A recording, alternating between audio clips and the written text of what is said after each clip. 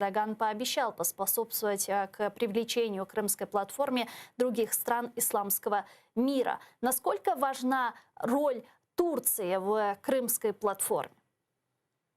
На самом деле очевидно, что именно Турция как ну, фактически, ну не сказать правильно подобрать слово, но партнер фактически Украины, и особенно с точки зрения поддержки крымско-татарского народа, и постоянно поддерживающий Украину с точки зрения непризнания аннексии по полуострова, и что эта аннексия была действительно незаконной. Очевидно, что Турция предлагала и предлагает ряд инструментария, каким образом она может помочь в нынешней ситуации. Один из них действительно это усиление работы по Крымской платформе.